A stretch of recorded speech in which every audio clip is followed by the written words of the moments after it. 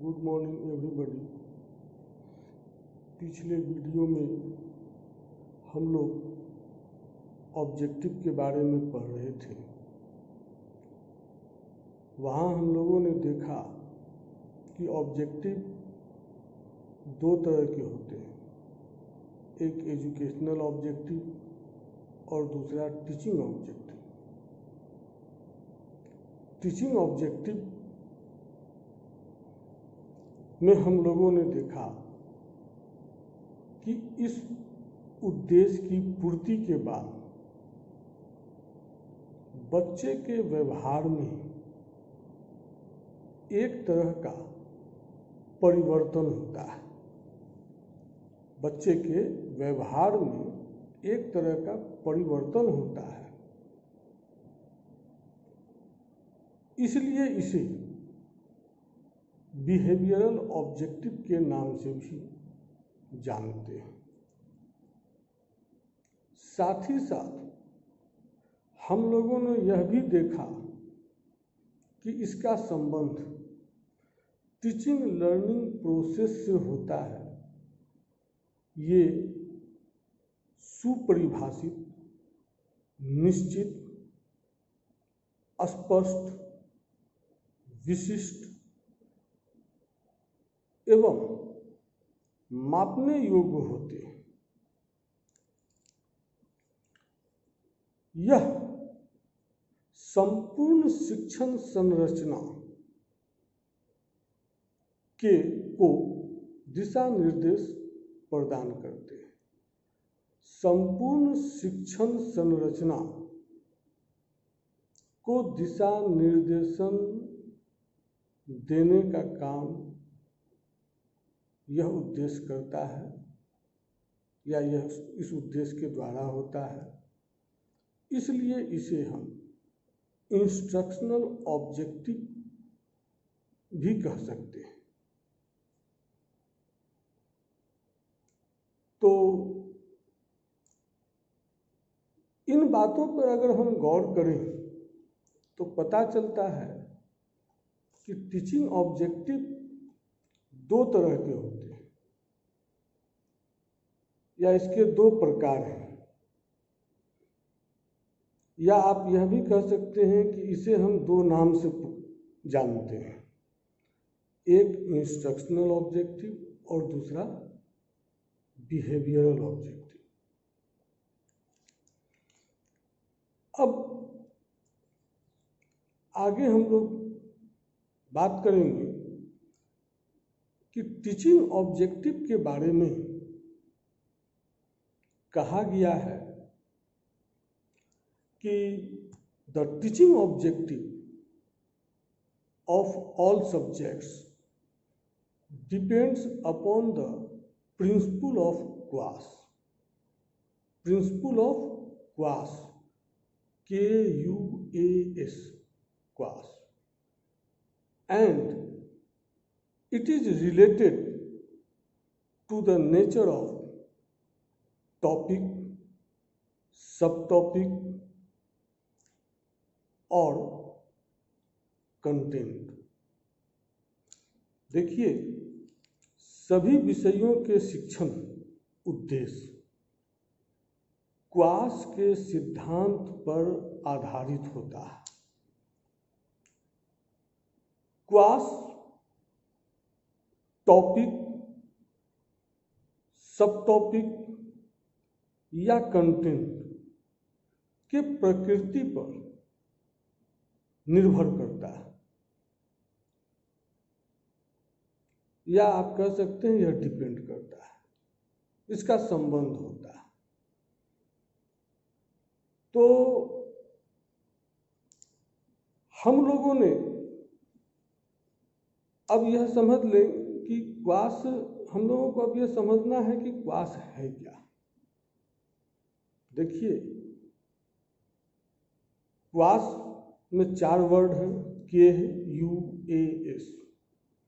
Cos, K means knowledge, U means understanding, A means application और S means skill. यही cos का मायने है, यही क्वास का अर्थ है। अब इसमें हम लोग देखेंगे कि बिहेवियरल ऑब्जेक्टिव के बारे में हम लोग अच्छे से समझ चुके हैं। बिहेवियर, जिस तरह से लेसन प्लान में हम जनरल एम के बारे में लिखते हैं, जिसकी चर्चा हम आप लोग के साथ कर चुके हैं, यहाँ हम बिहेवियरल ऑब्जेक्टिव को लेसन प्लान में किस प्रकार लिखेंगे, इसके बारे में हम बात करेंगे। देखिए, बिहेवियरल ऑब्जेक्टिव के संबंध में हम आप लोगों को बताया है कि एक शिक्षक 40-45 मिनट की अवधि में जो कुछ भी पढ़ाते हैं, जो कुछ भी बताते हैं, जो कुछ भी समझाते हैं, इसके बाद छात्रों के अंदर, या आप कह सकते हैं कि छात्रों के व्यवहार में एक तरह का परिवर्तन होता है। इसको हम कहते हैं डिजायरेबल बिहेवियरल चेंजेस। यह एक तरह की परिवर्तन, इस तरह का परिवर्तन जो है वो दिखाई देता है।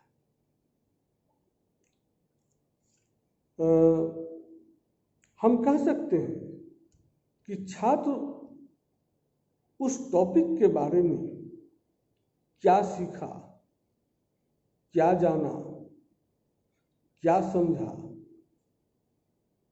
जो कुछ सीखा, जो कुछ जाना, जो कुछ समझा, इसे हम बिहेवियरल टर्म में कैसे लिखेंगे, लेसन प्लान के अंतर्गत, लेसन प्लान बनाने के समय इसकी समझ आप लोगों के अंदर होनी चाहिए। तो इसे हम लोग एक टॉपिक के माध्यम से, सबसे पहले तो हम एक टॉपिक चूज कर लेते हैं। टॉपिक कह सकते हैं, सब टॉपिक कह सकते हैं, हम ले लेते हैं और उसी के अकॉर्डिंग हम देखेंगे कि क्लास में पढ़ाने के बाद बच्चे के बिहेवियर में या बच्चों ने क्या समझा, क्या सीखा, इस पर फिर हम ध्यान देंगे। तो एक टॉपिक हमने लिया कि घन या घनाव का आयतन।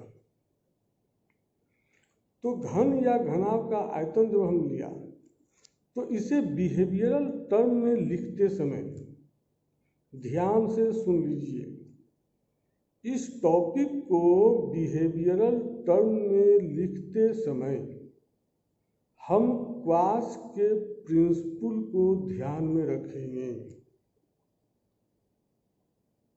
और साथ ही साथ एक्शन वर्ब की सहायता भी हम इसके लिए लेंगे। एक्शन वर्ब क्या होता है, इसकी जानकारी हम आप लोगों को वो क्या कहते हैं, वो जो एक ऐप आप लोगों का है ना, उसी ऐप के माध्यम से, जूम ऐप के माध्यम से हम आपको इसकी जानकारी दे देंगे कि एक्शन वर्ब क्या होता है। तो मान लेते हैं कि एक टीचर जो है घन या घनाव का आयतन पढ़ा करके, या वो 1 से 2 क्लास 3 क्लास में वो पढ़ा दिए और पढ़ाने के बाद बच्चे के अंदर या बच्चे ने क्या समझा, क्या सीखा, इन्हीं चीज़ों को बिहेवियरल टर्म में लिखेंगे। तो क्वास को ध्यान में रखना है, के फॉर नॉलेज। तो हम देखेंगे कि नॉलेज के अंतर्गत बच्चों ने क्या सीखा। तो नॉलेज के अंतर्गत बच्चों ने क्या सीखा या बच्चों के व्यवहार में क्या परिवर्तन आया। तो नॉलेज में जो बात हम लिखेंगे उसमें लिखेंगे कि बच्चे जो हैं वो घन या घनाभ को पहचान सकते हैं। यह पहचान सकते हैं नहीं लिखेंगे, पहचान सकेंगे। Will be able to recognise या रिकॉल, वो पहचान सकेंगे क्यूब को, क्यूबाइड को, उसके बारे में वह परिभाषा दे सकेंगे। Will be define, will be able to define, छात्र घन या घनाभ को परिभाषित कर सके। तो इस तरह की जो जानकारी होगी या समझ जो बच्चे के अंदर डेवलप करेगा, यह नॉलेज के अंतर्गत आएगा। अंडरस्टैंडिंग के अंतर्गत बच्चे जो उनके अंदर डेवलप करेगा वो है कि घन और घनाभ से संबंधित बच्चे एग्जाम्पल दे सकते हैं, बता सकते हैं कि हमारे घर में ये ऑब्जेक्ट ऐसे हैं जो घन के आकार का है, घनाभ का आकार का है। और छात्र घन और घनाभ के बीच डिस्क्रिमिनेट कर सकते हैं, उसके बीच अंतर को स्पष्ट कर सकते हैं कि इन दोनों के बीच में क्या अंतर है। ये अंडरस्टैंडिंग के अकॉर्डिंग आएगा। तीसरा जो आपका है वो एप्लीकेशन है। एप्लीकेशन में छात्र घन या घनाभ का आयतन निकालने के लिए हाइपोथेसिस का निर्माण कर सकेंगे या कर सकते हैं नहीं लिखेंगे। कर सकते हैं में दो बातें आ जाएंगी, कर भी सकता है, नहीं भी कर सकता है। लेकिन यहाँ नहीं का कोई प्रश्न ही नहीं है। उनको एबल बनाना है, उसको सक्षम बनाना है कि वो इस चीज को कर पाएंगे। तो क्या है कि घन और घनाभ के आयतन निकालने के लिए हाइपोथेसिस का निर्माण कर सकेंगे। घन के आयतन या घनाभ के आयतन ज्ञात कर सकेंगे, निकाल सकेंगे। ये एप्लीकेशन के अकॉर्डिंग है, यानी एप्लीकेशन के अकॉर्डिंग जो है बच्चे के व्यवहार में इस तरह का परिवर्तन आएगा या उसके अंदर इस तरह की समझ डेवलप करेगी, इस तरह की सोच डेवलप करेगी। और लास्ट है स्किल। स्किल में छात्र घन या घनाभ का आयतन ज्ञात करने की विधि का विश्लेषण कर सके। छात्र घन या घनाभ के आयतन ज्ञात करने की विधि का मूल्यांकन कर सकेंगे। मूल्यांकन का अर्थ हुआ इवैल्यूएट कर पाएंगे कि हमने जो निष्कर्ष निकाला है, हमने जो फॉर्मूला बनाया है, सही है, गलत है, इसका मूल्यांकन बच्चे वो कर पाएंगे।